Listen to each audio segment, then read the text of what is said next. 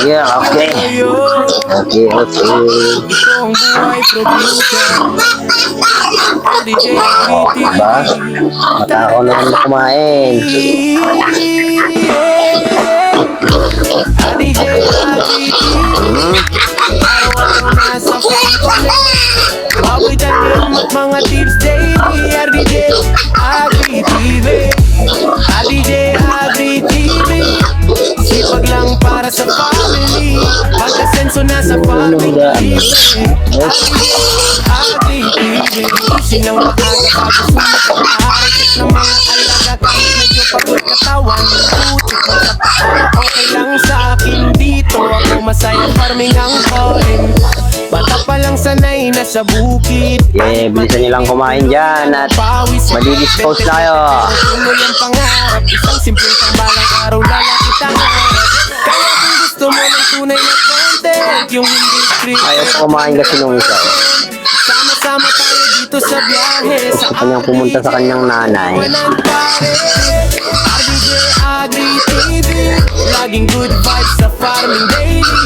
May alaga, may tanim, may tips. Ito naman tayo sa kabila. Ayan nyo kami RDJ Agri TV mula umaga hanggang gabi buhay bukid mo na yatas dadin ko kabiye kapag may bigot automatic vlog kapag may anirekta upload simple lang buhay pero masaya Ito ay booster tsaka meron ng halong pre-starter.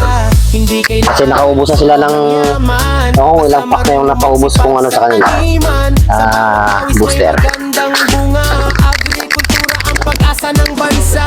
Oh, sa bukid ako lumaki. Oh, farming ang bumuhay sa akin. Oh, kaya tara na't sumabay sa RDJ Agri TV all night. RDJ Agri TV, Pinoy Farming Community, pag-aalaga at positive TV. RDJ Agri TV, ito ang tunay na farm family. Kapag farming usapan dito ka lagi.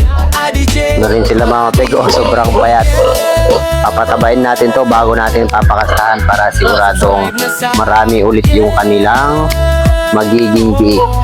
Hindi natin naapurahin na papakasahan to kasi pag inapuran natin to na hindi na kondisyon yung kanilang katawan at hindi pa masyadong na-develop ulit yung kondisyon ng katawan, pwedeng yun ang mangyaring kasalukuyan na magiging kukunti lang yung biik. Kaya madali lang naman tong patabain.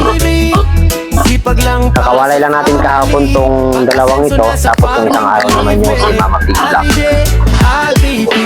Madali lang naman sila nun turuan na kumain ng beef kasi gamit natin yung injection, pinamano-mano natin sa kanila mga bunganga. Kaya yan, naturuan na sila agad na kumain ng feed. Sa mga ganap ng biik, mag-PM lang po kayo kapag sa akin. Naman sa kabila. Kaya kung gusto mo ng tunay na mahuli sigurong ma-dispose tong 5. Yung maliliit na yun, yung 5. sa RDJ walang iwanan. Bali to lahat to, pati sa kabila is nasa 36 piglets. May alaga, may tanim. Available sa June first week, second week. So yun lang, munting update sa ating mga piglet. Maraming salamat. Happy farming. Buhay bukid po na yatas, daddy